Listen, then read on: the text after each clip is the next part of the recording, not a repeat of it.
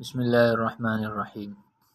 د اودس کولو اووم ادب دا دی چې کله مونږ اودس کوو او پوزې ته اوبه اچو نو په دغې کې مونږ زیاته مبالغه وکړو او د پوزې د صفایۍ زیات اهتمام وکړو.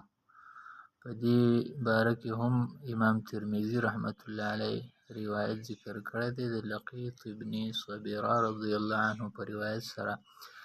هغه فرمایي چې رسول الله صلی الله علیه وسلم ماته ارشاد فرمایو چې اودس کامل اودس کوه، اسبغ الوضوء، او د ګوتو په منځ کې خلال کوه او په استنشاق کې مبالغه کوه، پوزې ته په اوبه اچولو کې مبالغه کوه.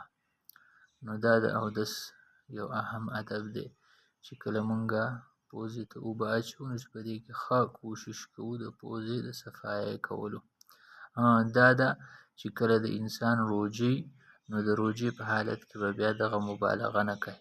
او په دغه روایت کې هم د لقیط ابن صبیرة رضی الله عنه په دې روایت کې هم د دې خبرې وضاحت دی چې کله ته روژه دار یې نو بیا به په استنشاق کې مبالغه نه کوي، بلکې عام طور چې څنګه انسان پوزه پاکوي او پوزې ته اوبه اچوي نو په هغې طریقه باندې به استنشاق کوي. الله دې موږ له د عمل کولو توفیق راکړي.